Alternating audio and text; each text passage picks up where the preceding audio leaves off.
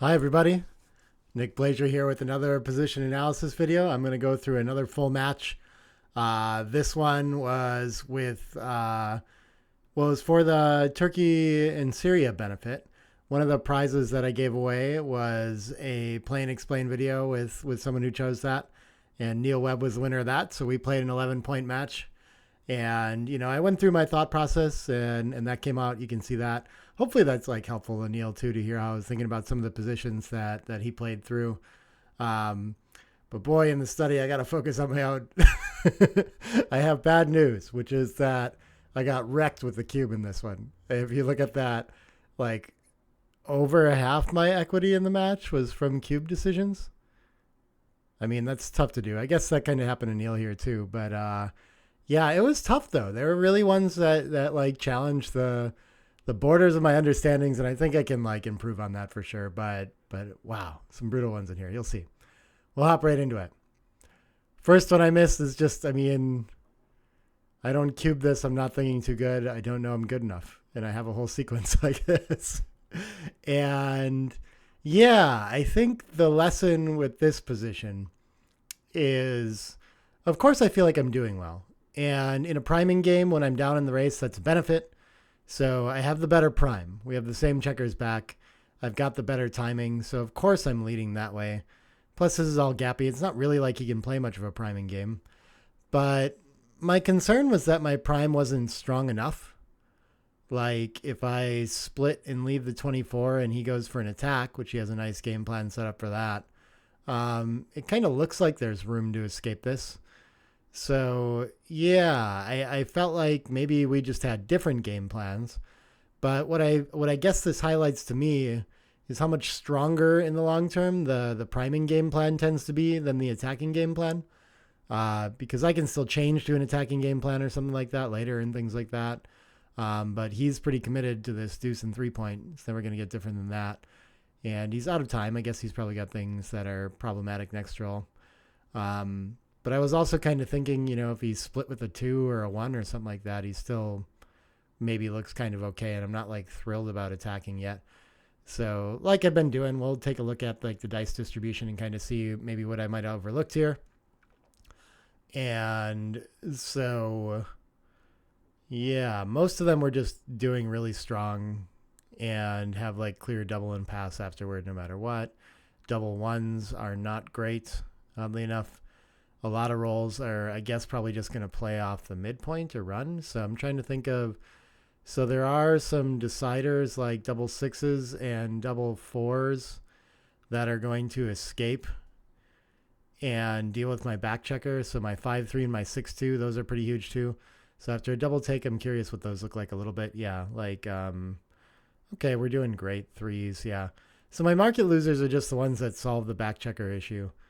But then I guess just in general, when I don't do that immediately, I'm much stronger than I was thinking. So I win a gammon 23% of the time is another thing in this one. Yeah, some of these positional cubes, I really just, I need to look at a lot of them and have a lot of references of these. Cause I mean, frankly, it's hard for me to come up with anything particularly intuitive about why this is so dramatically bad for my opponent that it's just going to persist that way. We can see like it's so positional and just so bad now and for many rolls, I guess is what actually saying here. And we can determine that by the dice distribution where just like there's actually not that much swing on the next roll. Not a lot changes. It's just sort of crushed and it's always going to roll home the same way. So maybe the exercise of this one's actually to play it out. Something like that. But yeah, I was just sharing that I know this is a weakness in my game. These kind of like overrun positional cubes. I don't always spot it when I have an advanced anchor and my opponent has the ace point. When there's just like one side stuck on the 24 still or overrun or something like that, it doesn't look as bad as it should to me, I guess, But so we have the follow up here.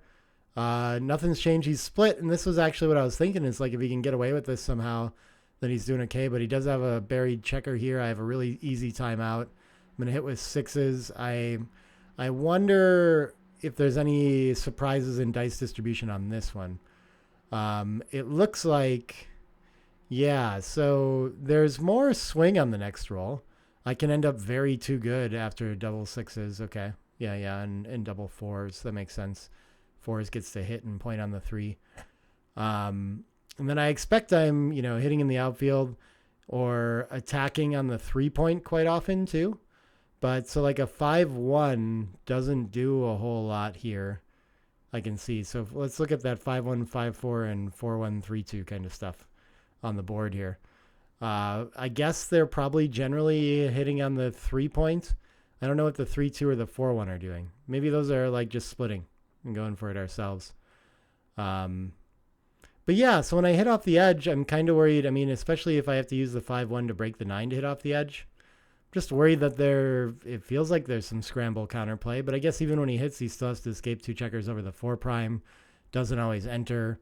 Still has to contain me, and I'm probably going to be able to make an anchor high on the 20 or 21 given these gaps. So, okay, I'm starting to feel kind of the long-term progression of this game a little bit more. But so I hit in the outfield, and then just consistently underestimating this position. Now I cube it when I'm too good. And I figured a threat of escape and sending a second checker back was pretty good, but I kind of thought he could still anchor or something here, or, I don't know. I guess if I hit and he anchors on the 3, I wasn't sure how happy I was. So maybe that's a good thing to look at, is like a sequence like that. Let's pull up. I wasn't sure about the volatility here. So I will bring up this. Ooh, should I do like this? No, that's too big. Okay. How about like this? Yeah, we'll see how that looks. Sure, we can get a little bit more of my shoulder on the screen there. Beautiful. But okay, so I was thinking if I do I have any pure misses? Let's just assume that I don't, and I roll like a 3-2 or something like this, and then he enters with like a 3-1 and can't get up to the edge yet. Yeah, this still looks like trash. Okay. I think I was worried that he could anchor and I would still have work to do to bring this home. But I mean, yeah, I'm just like not thinking enough about how bad this front position is. So I can see it in a couple rolls, but for whatever reason, it's just hard for me to pick up on like at the moment where that tips over. That's really interesting to me that this one was so in my head, this was going to be like a little better looking for my opponent. And then when I put it on the board, I was like, yeah, this is probably too good as well. So, okay. I'm getting a grasp on it. But yeah, that's super frustrating in PR terms for sure. When, you get dinged basically with the same mistake 3 times. And it's pretty large there too. What was it? It was 103, 83, and 54. Okay, not the worst. So it's going to get worse. So that means no checker mistakes really yet. I know I have them in here. Maybe I'll focus on all the cube stuff first. This was a very interesting one, so I'll pause to look at this. And I noticed it and talked about it in the match afterward. The way that it played out, I thought that I would want the 21 and just leave nothing as far as like 4-1, 3-1, or 2-1 kind of stuff that could pick and pass or threaten me later. And the ace was I thinking it was duplicated? No, but I was thinking that if he hits it, he doesn't always cover and he doesn't escape either. I've got good counterattack potential. But I'm not really happy when he misses it either. And what I realized after the fact is if I don't play out to the 15, he follows up with a 6-5 and gets to run and now just has outfield control. And I can't do anything about this 16-point blot.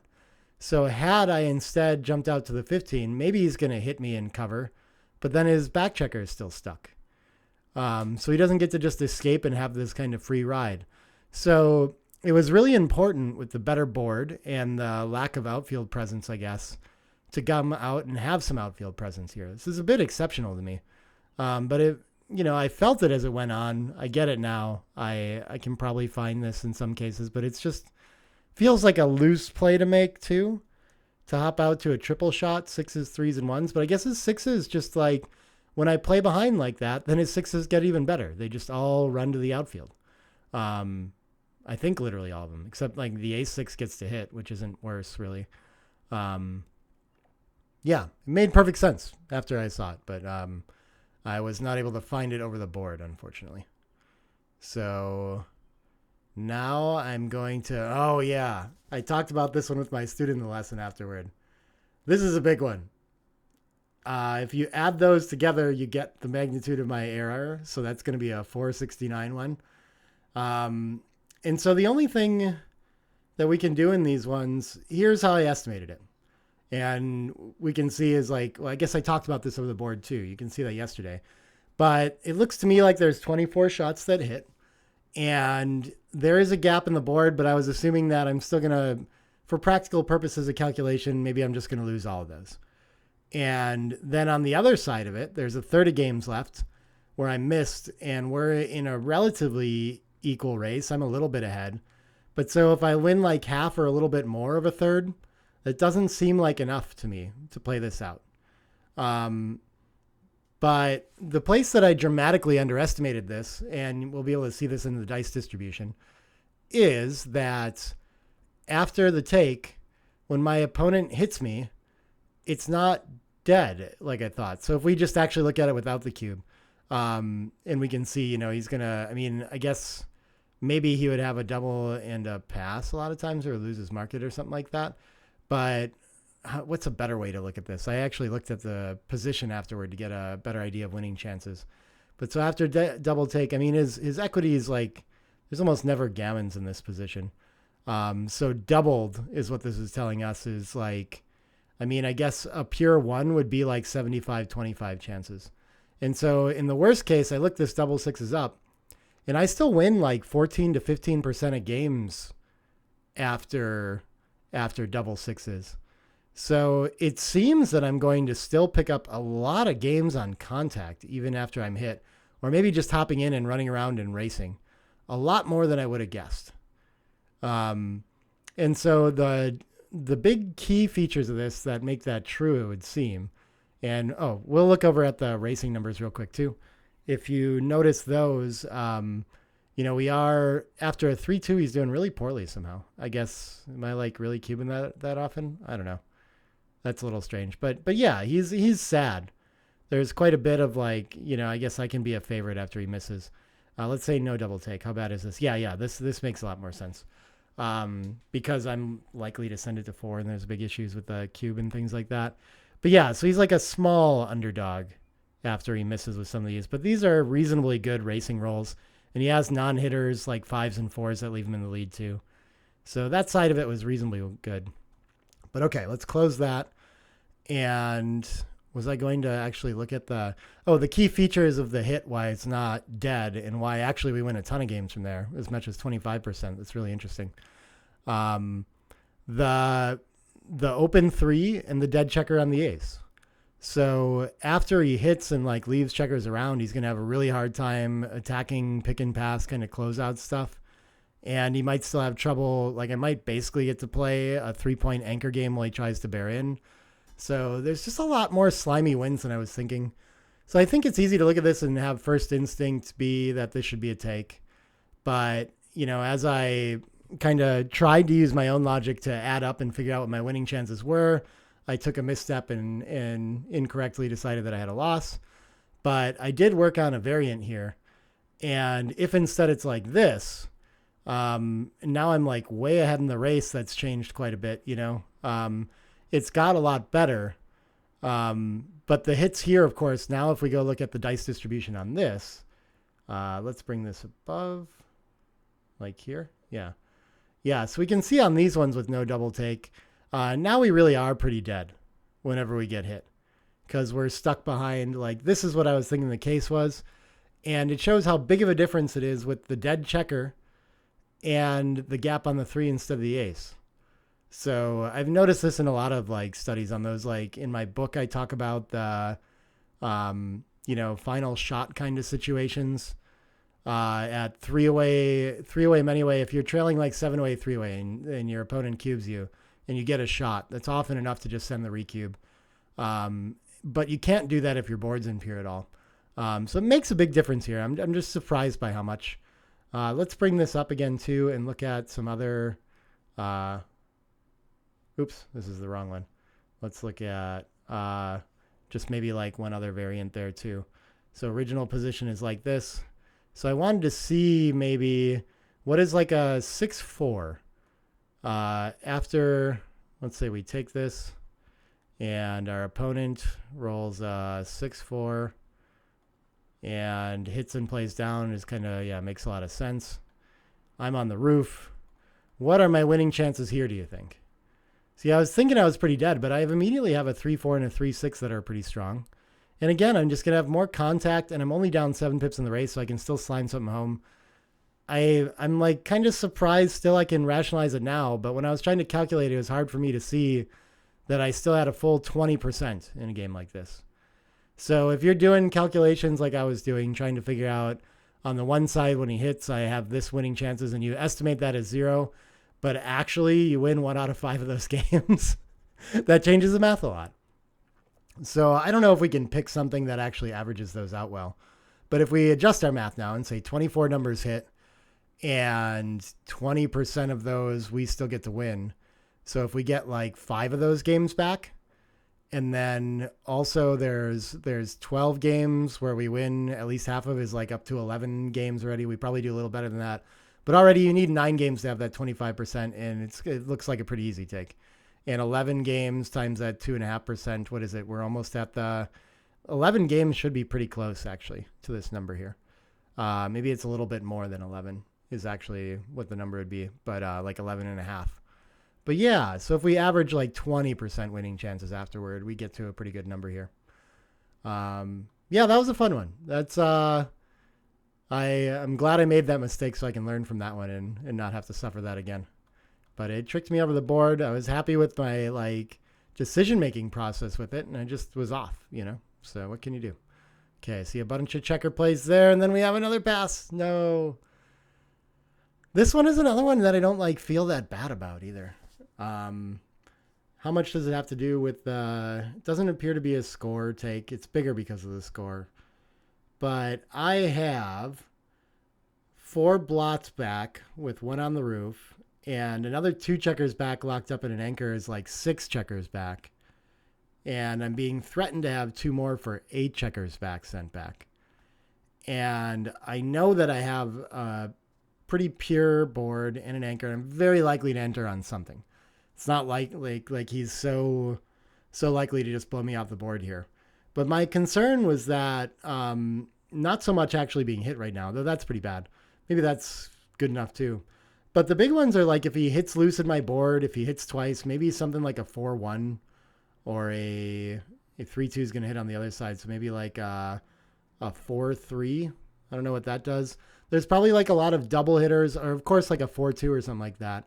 If I just have like one bad sequence, then this is like maybe backgammon territory is what I was feeling like. It looked pretty bad. And I don't look that likely to capture like a back game out of this. I don't have timing for it because I've given up my midpoint. So I don't know. This like I tried to do something smarter than I would usually do, which is I like to take these very aggressively and play it out and think, oh, yeah, there's probably a lot of wins and a lot of game left, and not acknowledge all the gammons. Maybe I thought the gammons were higher than 35% with this many checkers back. But he just doesn't have enough, hasn't done enough work, I guess. I guess with only the 3-point made. And I have the 3 and the 4, like pretty good structure there. I guess there are some good sequences maybe. I wonder if there's just like absolute disaster rolls that he can roll, and then I can cover the 5-point, and then I'm like really strong or something like this. Let's look at the dice distribution real quick again. You guys like dice distribution yet? Does this help you as much as it helps me? 6-2 looks like an interesting one. That's the worst roll. It could hit loose, but that's about it. And if I hit back, then we can get into some scrapping. So he's not really excited to hit loose in board. 2-1's probably similar. Maybe it wants to lift. 4-1, like I mentioned, I thought the double hit was plenty good. But that's not as good as I was thinking, apparently. Very interesting. 6-1, okay. Yeah, so he's got plenty of numbers that are like, okay, double 4s are just, yeah, there's a lot of lights. So these doubles, I thought these were more lights out. So if we look at that, yeah, 4s is like I guess this equity number is almost like guaranteed gammon and a few backgammons. and 2s is basically in like, yeah, I don't know. These are like really good territory. I'm sorry, yeah, maybe 2s are like barely too good afterward. It depends on my response a lot. I guess, yeah. A lot of times I'm going to anchor, but if I like, okay, fives, if I do something awkward, oh no, this is the bad one for him. Yeah. So if I fan, fives are going to do just way too much, like hit and cover whatever I want. But some really ugly ones, yeah. My fans, when I enter high without anchoring, and then other than that, just entering one on the ace or the deuce, something like that. Yeah, okay. Okay. But I guess maybe there's like more double anchor kind of stuff or anchor and cover kind of things. Yeah, okay. That's tricky. There's more game left to go than. I mean, I guess that would be my instinct that it looks like there's a lot of game left to go. But I tried to talk myself out of it in this one incorrectly. So we'll call that an over adjustment. Let's look at. Oh, I have one from my opponent marked.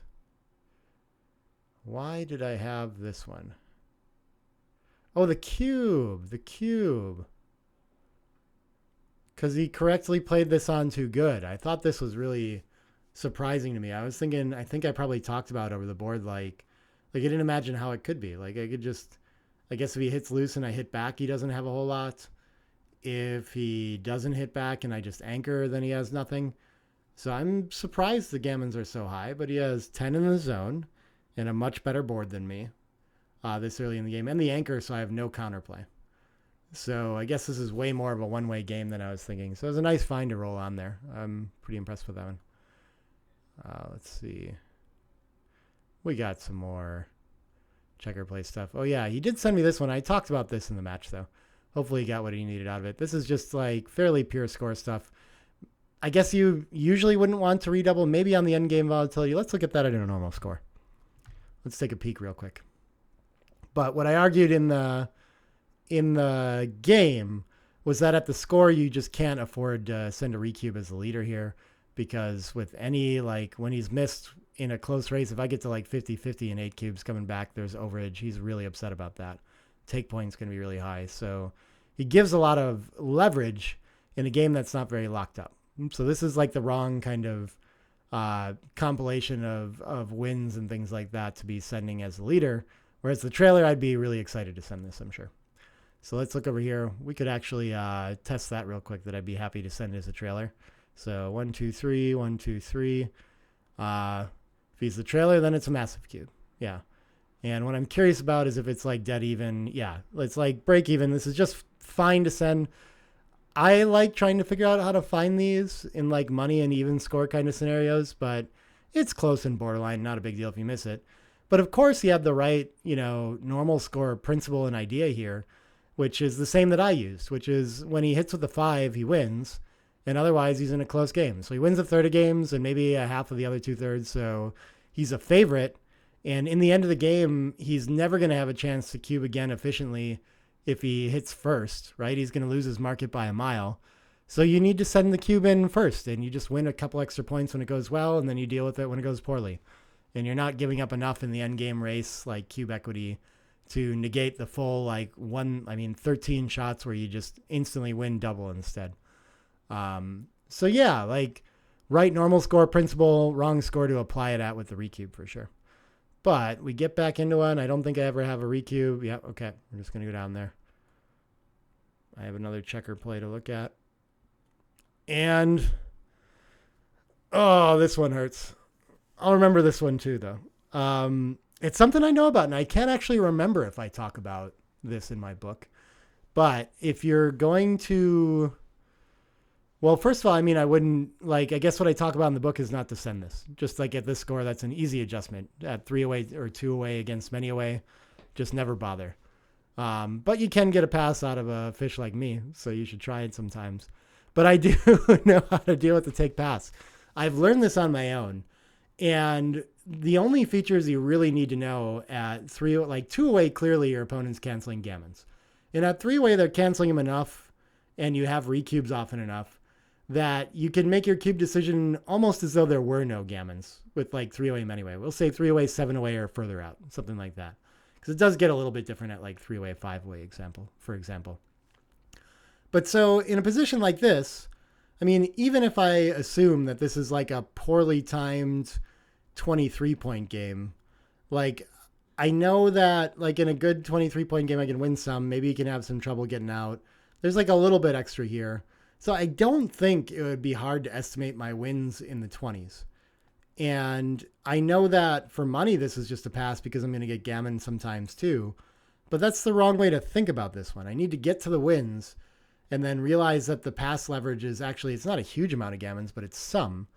And so if it's like a 75-25 game, then I can just forget about this gammon calculation and just always take this and reship on wins when I get so lucky.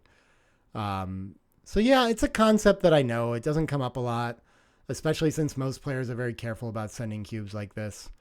But it just had been, I guess, too long since I'd looked at one of these and kind of found it and wasn't able to apply it over the board.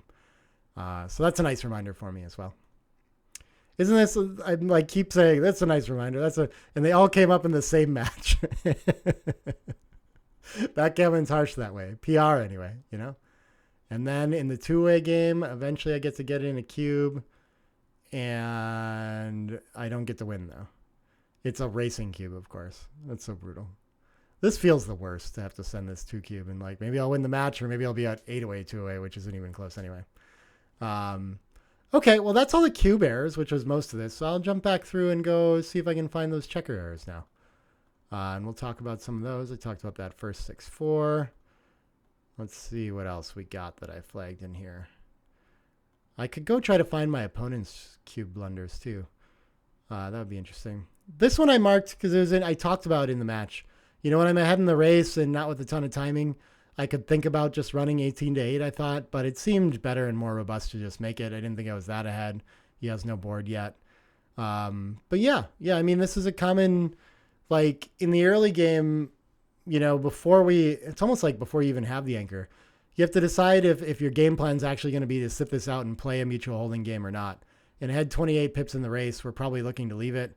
And when your opponent doesn't have any board yet, then you can think about, maybe I just don't want to play that game and just run instead. So that's something that comes up. Then in the middle, like vast majority of middle games, you just never leave your anchor. Then once you get to the end game, you start to think about it again. Okay, what was this one? Yeah, so this one I felt like I needed in a mutual holding game. I immediately have timing issues, by the way, after having made the anchor like I did. And so I know that I can't really afford in a mutual holding game to start like crushing my board and play too inflexible and things like that here. So I really didn't want to clear the 8. And I know that with a better board, I can afford to like let him try to hit kind of early here. And usually you want to force your opponent off the anchor here. So I was just a little bit surprised to see that I should come from the 13 instead. I guess I still like to keep the landing place and blocking points. And the other idea is that when my opponent hits me out here, he can't always clean it up. So I might get shots from the bar point, I guess. So it makes it a good place to like volunteer as well. And maybe it just like tends to be safe long-term for a little bit longer. Like this is still the likely point to go very soon, the midpoint. So maybe it's just better long-term to go for that now and then kind of start clearing points like the 8 and the 7 gracefully later when I have to. Okay. Oh yeah, and then this one I just overplay. I was surprised, like kind of after him volunteering, I wasn't even sure if he wanted to hit or not. I was thinking I have the better board, so I'm going to attack back a lot of times here. So I get a number where I can enter and hit and just say like, yeah, that's what I'm doing. And I didn't even really slow down. I kind of mentioned like maybe I wasn't supposed to. And it does, of course, look a lot better with like an even race and a 4-point board and all this stuff to just cover. But I was just already in that mindset, you know? And so I just made the play and the idea that I was kind of thinking about and talking about.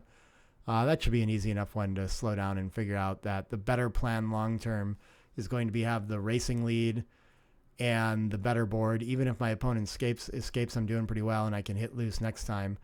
And he's the favorite to hit when I hit this way. When he fans, I'm pretty happy. But actually, as I found out, you know, it's more than a double hit. 5s, 2s, and the 1-6 hit. So, and there's the 2 5s that hit twice. Yeah. So yeah, lots of problems with that one. But I mean, pretty understandable. Let's see. Okay, I have his play flagged there. This one I still need to study. I don't know if I'll spend a lot of time on it right here. But I struggled with the best way to play this. And what I settled on eventually was just pure shot reduction. So when I play out here, I take away the 2-1 to hit. And I figured I still have an easy enough time clearing. So I take away 2 shots. I don't need to worry about the board so much this far ahead in the race. So why would this play be better?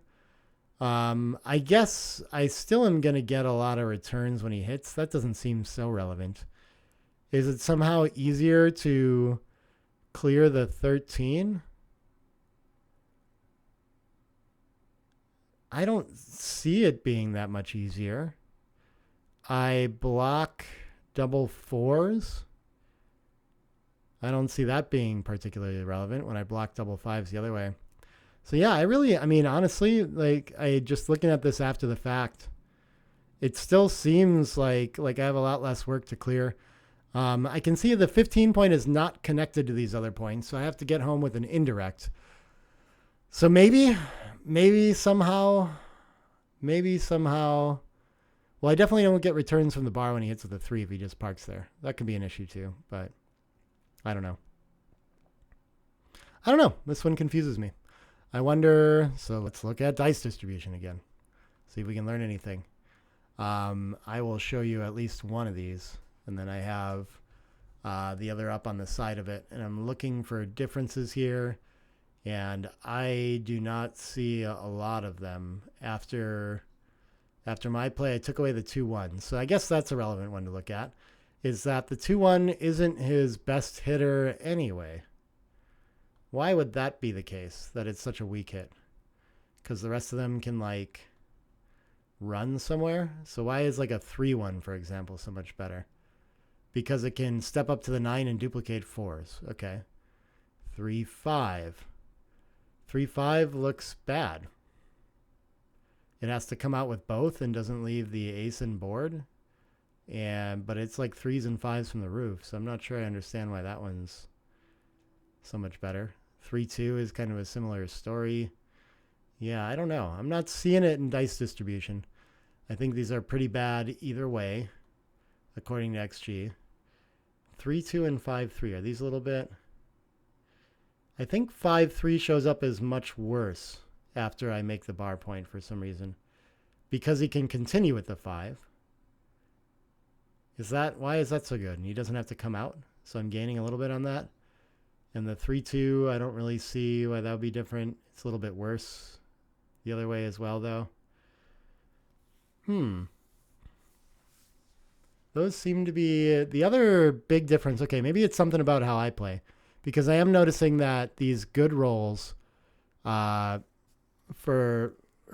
rolls that my opponent rolls that are like weak, my best rolls are a 0.8 across the board. And on the other one, they're a little under a 0.7. So I'm guessing that there's something to do with how well my rolls play afterward. And so let's take a look at why is double fours. I mean, double fours is great if I'm hit, of course. And otherwise, it just cleans up either way. So yeah, that looks pretty nice. 1s, 5, 4. Is there anything like really weird that sticks out to me? What are my worst ones are the same, and I'm still a favorite after them all. So there's no like major anti-jokers that I'm missing. And I'm not doing as well after 4s or double 1s because I'm closer to home somehow, or what? Or a 5-4 is pretty huge. That makes sense. That one does look quite a bit different. I gain a lot on that. Double 5s. Oh, the double 5s are actually blocked. So I free up double 5s to get all the way home, which makes them a little bit better. Interesting. Okay. Yeah, maybe this one's just like really tactical somehow. I don't know. That's a very difficult one, but I've done my best to investigate. I think I mean, unfortunately, I'd probably make the same play again. I'm not sure I understand it well enough to just do the simple clear from the rear thing and volunteer more shots. But that is an interesting one. Maybe if someone has like a really strong idea about that one and how to find it, let me know. Okay. Oh, yeah, this one I thought, why do I want to volunteer more direct shots with like 13-7 or 11-5? And I just didn't notice it before, but I'm actually duplicating aces by playing 11-5. I think that my opponent's actually pretty likely to use an ace to hit 2-1 and just put me on the roof against a 4-point board, because why not? Why would he leave me there to hit and possibly escape instead? And of course I want to make the 5, so Tactical oversight. Those are probably like a lot of my errors these days. Is just like, I mean, I stick to the strategy and don't spend so much time on that a lot of times. This one, I don't. Why do I want to volunteer here? That's hard. I guess I have the board. The big deal is that I have a board for when he runs, and I want to be able to attack. And apparently, that is worth leaving a direct shot. And I'm not sure also why I want to do it from the 7. I guess I get more returns or something like that. Block double 4s from running. Are 4s really bad the other way? Oh, 4s leave a shot. Yeah, I create like a real problem number that way. So that could be part of it.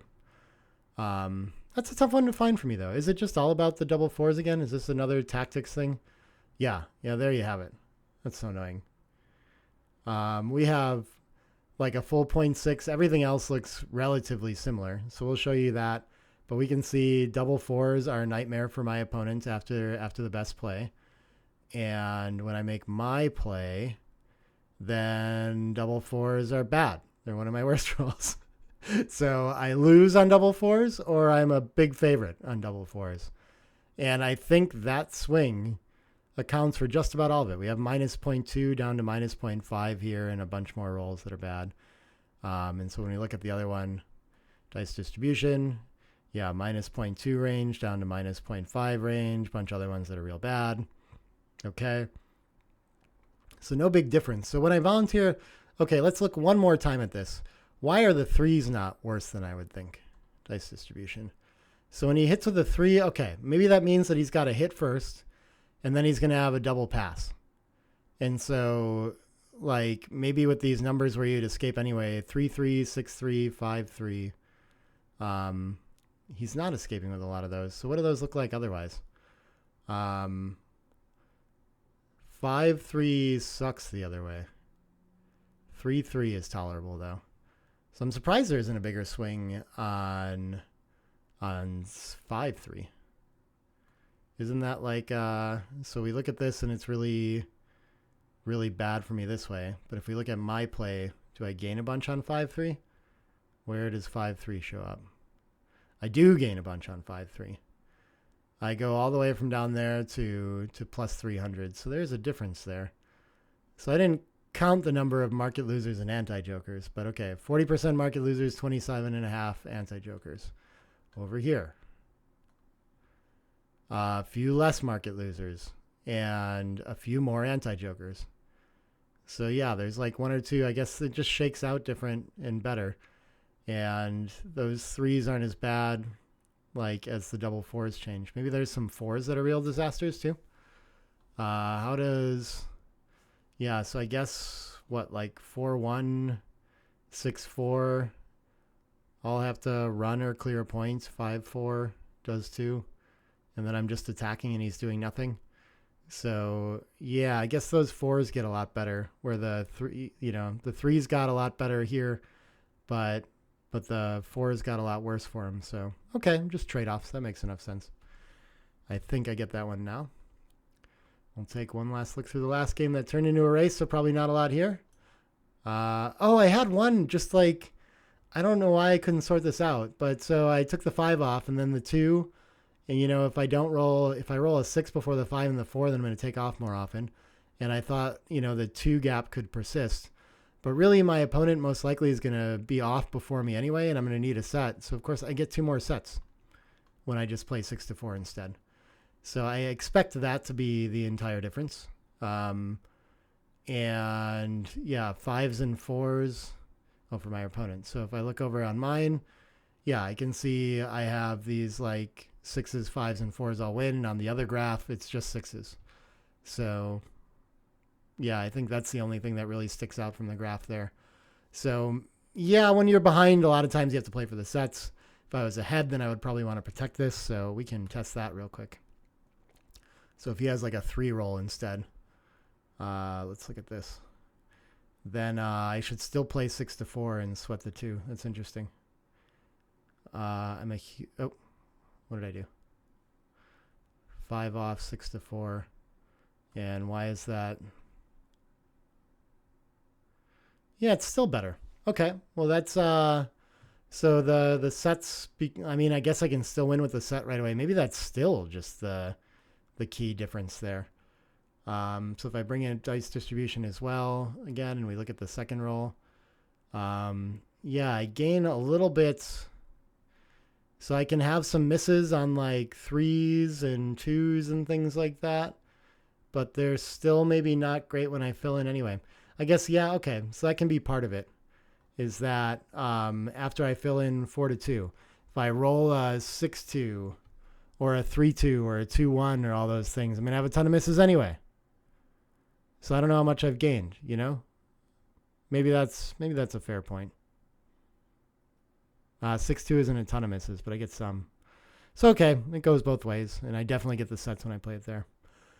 But okay, that's my match study for this one. I hope you guys are learning something from these. Let me know, and I'll be back with more videos soon, I hope. But I'm playing the Chicago Open next week, so maybe not till I like post all my matches and start going through those or something like that. But bye for now. Thanks so much for watching. Subscribe to the channel if you make it this far, please. I'm getting so close to 1,000. I really appreciate your help there.